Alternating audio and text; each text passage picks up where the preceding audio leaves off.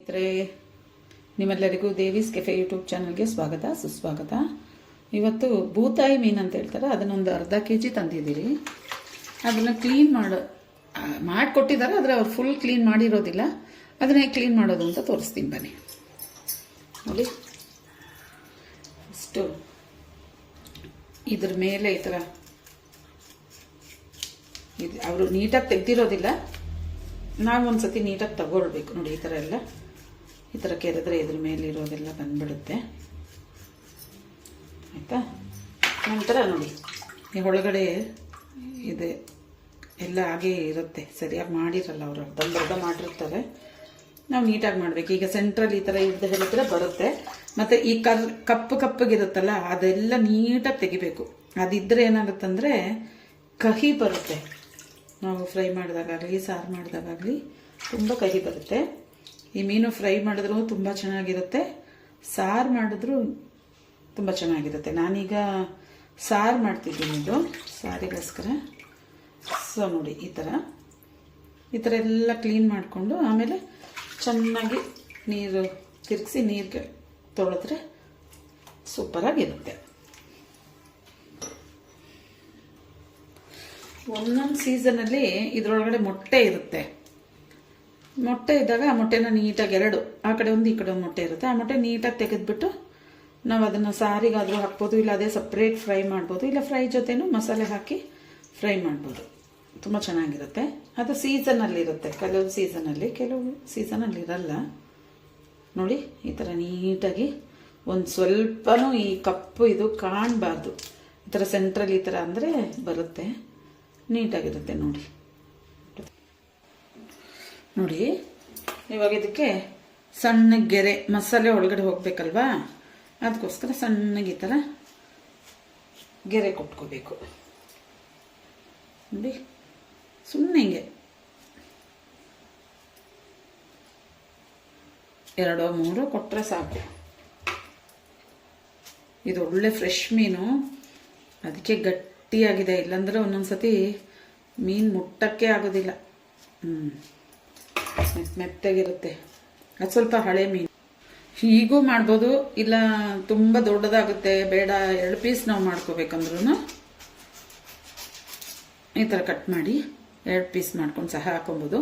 ಕೆಲವು ಟೈಮಲ್ಲಿ ನಾನೇನು ಮಾಡ್ತೀನಿ ಅಂದರೆ, ಈ ತಲೆಯನ್ನು ಮಾತ್ರ ತೆಗೆದು ಸಾರಿಗೆ ಹಾಕಿ ಈ ಬಾಲದ ಪೀಸ್ನ ಫ್ರೈಗೆ ಯೂಸ್ ಮಾಡ್ತೀನಿ. ಬರೀ ಇದೇ ಫಿಶ್ ಆದರೆ, ಇವತ್ತು ಬೇರೆ ಫಿಶ್ ಇರೋದ್ರಿಂದ ನಾನು ಇದನ್ನೆಲ್ಲವನ್ನು ಸಾರು ಮಾಡ್ತೀನಿ. ಓಕೆನಾ. ಈಗ ಇದಕ್ಕೆ ಸ್ವಲ್ಪ ಕಲ್ಲುಪ್ಪು ಹಾಕಿ ಕ್ಲೀನ್ ಮಾಡ್ಕೋಬೇಕು ಚೆನ್ನಾಗಿ. ಸ್ಮೆಲ್ ಇರುತ್ತಲ್ಲ, ವಾಸನೆ ಏನಿರ್ತದೆ ಅದು ಫಿಶ್ ವಾಸನೆ, ಮೀನು ವಾಸನೆ ಎಲ್ಲ ಹೋಗುತ್ತೆ. ಅದಕ್ಕೋಸ್ಕರ ಸ್ವಲ್ಪ ಉಪ್ಪು ಹಾಕೊಂಡು ಈ ಥರ ಕ್ಲೀನಾಗಿ ಈ ಥರ ತಿರುಗಿಸ್ಕೊಂಡು ಕ್ಲೀನ್ ಮಾಡಿದ್ರೆ ನೀಟಾಗಿ ಕ್ಲೀನ್ ಆಗುತ್ತೆ. ತೋರಿಸ್ತೀನಿ. ಮೀನು ಕ್ಲೀನ್ ಮಾಡಾಯಿತು. ಈಗ ಮೀನು ಸಾರು ಮಾಡೋಣ ಬನ್ನಿ. ಚಿಕ್ಕೀರುಳ್ಳಿ, ಹಸಿರುಮೆಣಸಿನ್ಕಾಯಿ, ಸ್ವಲ್ಪ ಬೆಳ್ಳುಳ್ಳಿ, ಸ್ವಲ್ಪ ಶುಂಠಿ, ಕರಿಬೇವಿನ ಸೊಪ್ಪು, ಚಿಕ್ಕದೆರಡು ಟೊಮ್ಯಾಟೊ, ಖಾರದ ಪುಡಿ, ಅಚ್ಚ ಖಾರದ ಪುಡಿ, ಧನಿಯಾ ಪುಡಿ, ಅರಿಶಿನ ಪುಡಿ. ಆಮೇಲೆ ಇದು ಬಂದು ಕೇರಳ ಹುಣಸೆಹಣ್ಣು, ಇದು ಕೊಡಂಪುಳಿ ಅಂತ ಹೇಳ್ತಾರೆ. ಮೀನು ಸಾರು ಮಾಡ್ತೀನಿ, ಬೇರೆ ಥರ ಮಾಡಿದಾಗ ಅದು ನಮ್ಮ ಹುಣಸೆಹಣ್ಣು ಹಾಕ್ತೀರಿ. ಇದಕ್ಕೆ ಬಂದು ಕೇರಳ ಸ್ಟೈಲಲ್ಲಿ ಮಾಡೋದ್ರಿಂದ ಕೊಡಂಪುಳಿ ಅಂತ ಹೇಳಿಬಿಟ್ಟು ಇದನ್ನು ಹಾಕ್ತೀನಿ.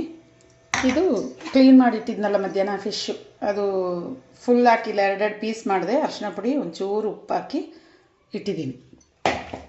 ಮತ್ತು ಕೊಬ್ಬರಿ ಎಣ್ಣೆಯಲ್ಲೇ ನಾನು ಮಾಡೋದು. ಕೊಬ್ಬರಿ ಎಣ್ಣೆ ಎಣ್ಣೆ ಸ್ವಲ್ಪ ಜಾಸ್ತಿನೇ ಹಾಕಬೇಕಾಗುತ್ತೆ. ಎಣ್ಣೆ ಬಿಸಿ ಆಗ್ತಾಯಿದೆ. ಎಣ್ಣೆ ಬಿಸಿ ಆಗ್ತಿದ್ದಂಗೆ ಮೆಂತ್ಯ ಹಾಕೋಣ. ಸ್ವಲ್ಪ ಮೆಂತ್ಯ ಸ್ವಲ್ಪ ಚಟಪಟ ಅನ್ನಲಿ. ಮೆಂತ್ಯ ಚಟಪಟ ಅಂದಿದ ತಕ್ಷಣ ಶುಂಠಿ ಹಾಕೋಣ, ಆಮೇಲೆ ಬೆಳ್ಳುಳ್ಳಿ ಹಾಕೋಣ. ಯಾಕಂದರೆ ಅದು ಸ್ವಲ್ಪ ಚೆನ್ನಾಗಿ ಫ್ರೈ ಆಗಬೇಕು.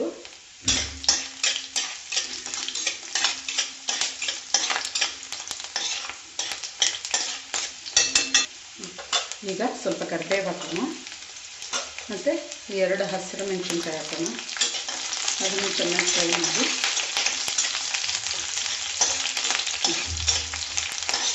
ಹಸಿಮೆಣಸಿನ್ಕಾಯಿ ಹಸಿನಾಗಿ. ಈಗ ಈರುಳ್ಳಿ ಹಾಕೋಣ, ಸಾಂಬಾರು ಈರುಳ್ಳಿ ಹಾಕ್ಬಿಟ್ಟು ಫ್ರೈ ಮಾಡೋಣ. ಈ ಈರುಳ್ಳಿ ಫ್ರೈ ಮಾಡಿದ್ರೆ ಸ್ವಲ್ಪ ಉಪ್ಪು ಹಾಕೋಣ.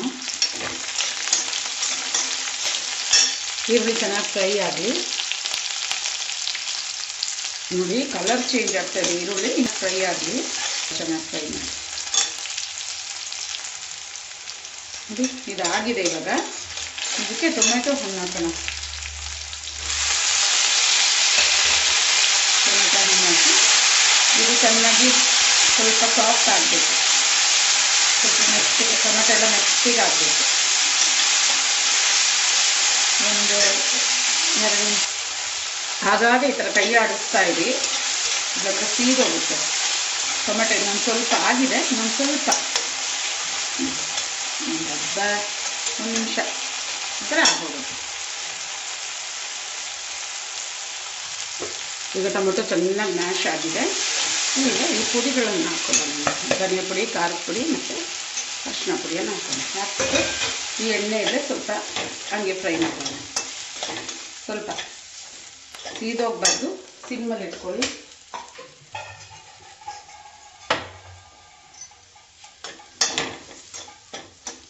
ಸ್ವಲ್ಪ ನೀರು ಹಾಕಿ, ಅದೇ ಇದೆಯಲ್ಲ ಟೊಮೆಟೊ ಫ್ರೈ ಆಗಿ ಸ್ವಲ್ಪ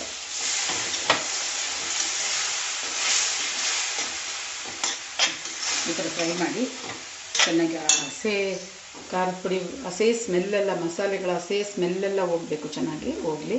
ನೋಡಿ ಇವಾಗ ಚೆನ್ನಾಗಿ ಫ್ರೈ ಆಗ್ತಾಯಿದೆ, ಮತ್ತು ಎಣ್ಣೆ ಎಲ್ಲ ಮೇಲೆ ತೇಲಿ ಬರಬೇಕು ಚೆನ್ನಾಗಿ.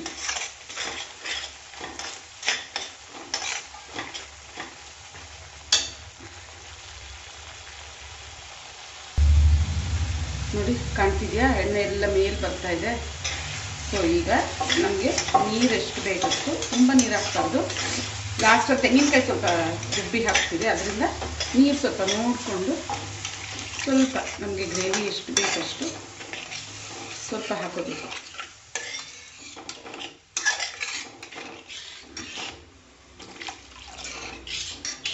ಇಷ್ಟ ಆದರೆ ಸಾಕು, ಚೆನ್ನಾಗಿ ಕುದಿಬೇಕು. ಉಪ್ಪು ಹಾಕೋಣ, ಸಾರಿ ಬೇಕಾದಷ್ಟು ಉಪ್ಪು. ಈಗ ಈ ಹುಣಸೆಹಣ್ಣು ನೆನೆಸಿಟ್ಟಿದ್ರಲ್ವ ನಾವು, ತೊಳೆದು ಇಟ್ಟಿರೋವಂಥ ಹುಣಸೆಹಣ್ಣು ನೋಡಿದೆ, ಈ ಹುಣಸೆಹಣ್ಣು ಇದನ್ನು ಹಾಕೋಣ. ಇದ್ರ ನೀರು, ನೆನೆಸಿದ ನೀರನ್ನು ಸ್ವಲ್ಪ ಹಾಕೋಣ ಅಷ್ಟೇ. ಫ್ಲೇಮ್ ಹೈ ಮಾಡ್ಕೊಳ್ಳಿ. ಸ್ವಲ್ಪ ಚೆನ್ನಾಗಿ ಕುದಿ ಬಂದಾಗ ನಾವು ಮೀನು ಹಾಕೋಣ ಇದಕ್ಕೆ. ನೋಡಿ ಈಗ ಕುದಿ ಬರ್ತಾ ಇದೆ, ಚೆನ್ನಾಗಿ ಕುದಿಬೇಕು, ಚೆನ್ನಾಗಿ ಕುದಿ ಬರಬೇಕು.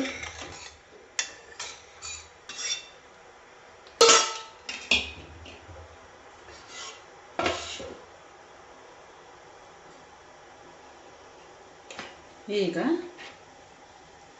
ಈ ಮೀನು ತುಂಡುಗಳನ್ನ ಇದರೊಳಗಡೆಗೆ ನಿಧಾನಕ್ಕೆ ಹೀಗೆ ಹಾಕಬೇಕು.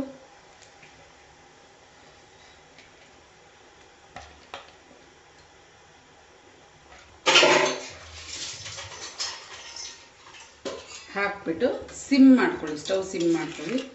ಸಿಮ್ ಮಾಡ್ಕೊಂಡು ನಿಧಾನಕ್ಕೆ ಈ ಮೀನೆಲ್ಲ ಚೆನ್ನಾಗಿ ಮುಳುಗೋ ಥರ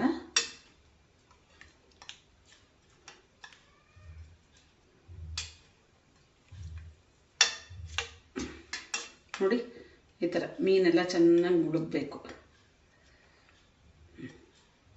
ಈಗ ಫ್ಲೇಮ್ ಹೈ ಮಾಡಿ ಒಂದು 5 ನಿಮಿಷ ಬೆಂದರೆ ಸಾಕು.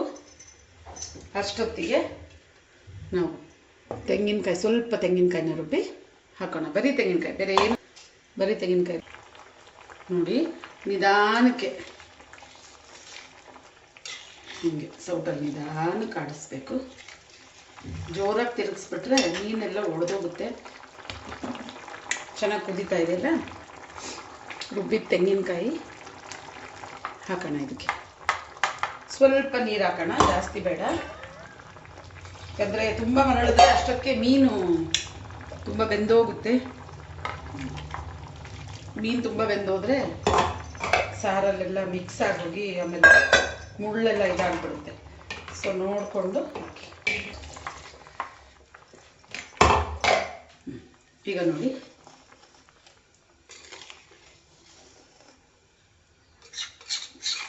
ನಿಮಗೆ ನೀರು ಕನ್ಸಿಸ್ಟೆನ್ಸಿ, ಯಾಕಂದ್ರೆ ತುಂಬ ನೀರು ಹಾಕ್ಬಾರ್ದು, ಇದು ತುಂಬ ಮರಳಬಾರ್ದು. ಫಿಶ್ ಸಾರು ಮರಳಿದ್ರೆ ಎಲ್ಲ ಬೆಂದೋಗ್ಬಿಡುತ್ತೆ. ಹಬ್ಬ ಅಂದರೆ ಒಂದು 5 ನಿಮಿಷ ಅಷ್ಟೇ. ಈ ತೆಂಗಿನಕಾಯಿ ಹಸಿ ವಾಸನೆ ಹೋಗೋವರೆಗೂ ಮರಳಿದ್ರೆ ಸಾಕು. ಗಟ್ಟಿಯಾಗಿ ಇರಬೇಕು ಸಾರು. ನೋಡಿ ತುಂಬ ನೀರಾಗಿರಬಾರ್ದು, ಗಟ್ಟಿಯಾಗಿ ಇರಬೇಕು. ಒಂದು 2 ನಿಮಿಷ ಮುಚ್ಚಿಡೋಣ, ಆಮೇಲೆ ನೋಡೋಣ. ನೋಡಿ ಇದಾಗಿದೆ, ಇದು ಚೆನ್ನಾಗಿ ಮರಳಿದೆ. ಇನ್ನು ಆಫ್ ಮಾಡೋದಷ್ಟೇ. ಉಪ್ಪು ಖಾರ ಎಲ್ಲ ಒಂದ್ಸತಿ ಟೇಸ್ಟ್ ನೋಡಿಕೊಂಡು ನಿಮ್ಗೇನಾದರೂ ಕಡಿಮೆ ಅನಿಸಿದ್ರೆ ಹಾಕೊಳ್ಳಿ. ಇದು ಇದ್ದು ಹುಳಿ ಬರುತ್ತೆ, ಈ ಹುಣಸೆಹಣ್ಣು ಇದ್ದಷ್ಟು ಹುಳಿ ಬರುತ್ತೆ. ಎಷ್ಟು ತಣ್ಣಗೆ ಆಗ್ತಾ ಆಗ್ತಾ ಚೆನ್ನಾಗಿ ಇದು ಹುಳಿ ಹೀರ್ಕೊಳ್ಳುತ್ತೆ. ಇದಾಗಿದೆ, ಬೆಂದಿದೆ. ಫಿಶ್ ಎಲ್ಲ ಬೆಂದಿದೆ ಚೆನ್ನಾಗಿ.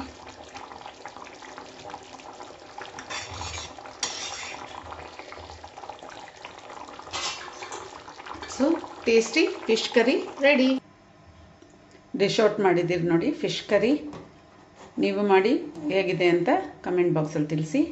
ದಯವಿಟ್ಟು ದೇವೀಸ್ ಕೆಫೆ ಚಾನಲ್ನ ಸಬ್ಸ್ಕ್ರೈಬ್ ಮಾಡಿ, ಲೈಕ್ ಮಾಡಿ, ನಿಮ್ಮ ಸಹಕಾರ ನೀಡಿ. ಬಾಯ್.